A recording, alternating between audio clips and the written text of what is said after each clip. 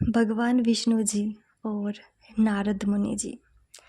एक बार नारद मुनि जी ने भगवान विष्णु जी से पूछा, हे भगवान, आपका इस समय सबसे प्रिय भगत कौन है?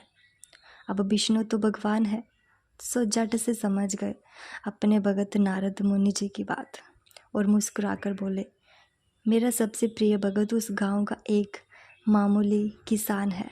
ये सुनकर नारद मुनि जी थोड़ा निराश हुए और फिर से एक प्रश्न किया, हे भगवान, आपका बड़ा भक्त तो मैं हूँ, तो फिर सबसे प्रिय भक्त क्यों नहीं?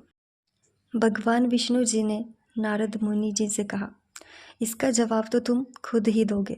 जाओ, एक दिन उसके घर रहो और फिर सारी बात मुझे बताना। नारद मुनि जी सुबह सवेरे मुंह अंधेर उस किसान के घर पहुंच गए। देखा, अभी अभी किसान जागा है और उसने सबसे पहले अपने जानवरों को चारा वगैरह दिया है। फिर मुंह हाथ धोए, सभी कार्यों को समाप्त करते हुए जल्दी जल्दी भगवान का नाम लिया। रूखी सूखी रोटी खाकर जल्दी जल्दी अपने खेतों पर चला गया। सारा दिन खेतों में काम किया और शाम को वापस घर आया। जानवरों को अपनी अपनी जगह बांधा, उन्हें चारा पानी डाला, हाथ पांव धोए, कुल्ला किया। फिर थोड़ी देर बाद भगवान का नाम लिया। फिर परिवार के संग बैठकर खाना खाया और कुछ बातें की और फिर से सो गया। अब सारा दिन ये सब देखकर नारद मुनि जी भगवान विष्णु के पास वापस आए और बोले, भगवान, मैं तो आज सारा दिन उस किसान के संग रहा, लेकिन वो तो ढंग से आपका नाम भी नहीं ले सकता।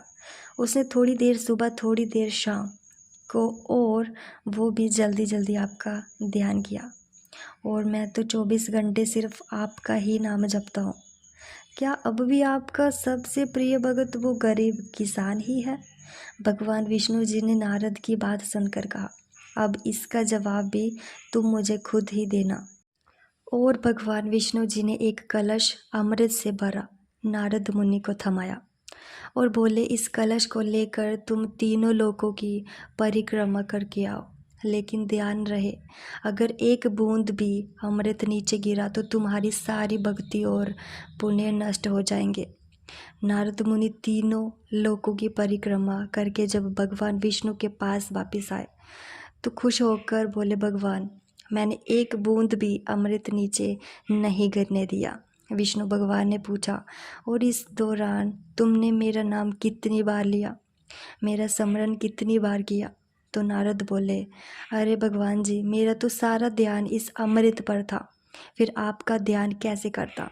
भगवान विष्णु ने कहा, हे नारद, देखो इस किसान को, वो अपना कर्म करते हुए भी नियमित रूप से मेरा स्मरण करता है, क्योंकि जो अपना काम करते हुए भी मेरा जाप करे वो ही मेरा सबसे प्रिय भगत होगा।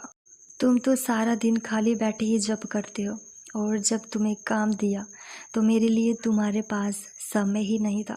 तो नारद मुनि सब समझ गए और भगवान के चरण पकड़कर बोले, हे भगवान, आपने मेरा अहंकार तोड़ दिया, आप धन्य है।